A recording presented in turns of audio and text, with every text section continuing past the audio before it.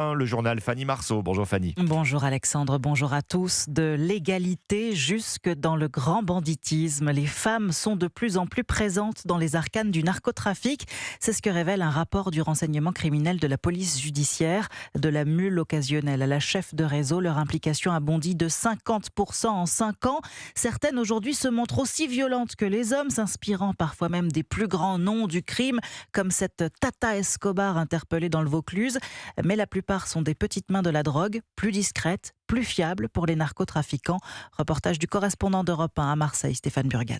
Dans les cités, certaines femmes n'hésitent plus à rejoindre les narcos, témoigne cet ancien dealer. Eh oui, qu'il y a des filles. Bien sûr qu'il y a des filles. Avant, ils ne faisaient pas travailler les filles. Là, aujourd'hui, il y a des filles, du coup, elles vont le gilet. Les réseaux y ont recours par souci de discrétion, observe Arnaud Blaise, représentant marseillais du syndicat de police unité. C'est triste, mais c'est une volonté aussi des réseaux. Et aujourd'hui, ce sont les filles, parce qu'une fille, ça passe peut-être mieux, ça se fait moins contrôler en voiture, ça conduit un petit peu moins vite. Donc voilà, ils ont mis en place un nouveau système. Même pour la livraison, pour tout ça, c'est plus discret. Dans certains cas, même les chefs de réseau incarcérés laissent les clés de la boutique à leurs compagnes, selon Rudy Manin, responsable de la communication du syndicat UNSA Police. Elles le font la relation directe avec ces gars-là en prison. Ils ont davantage confiance en elles qu'à des anciens copains, parce qu'avec l'argent que ça rapporte, vous savez que vous pouvez être trahi du jour au lendemain. Donc ça peut arriver très fréquemment que ce soit des anciennes compagnes ou des compagnes actuelles en qui ils ont davantage confiance. Et dans les affaires de stupes, ces policiers s'attendent à interpeller de plus en plus de femmes dans les années à venir.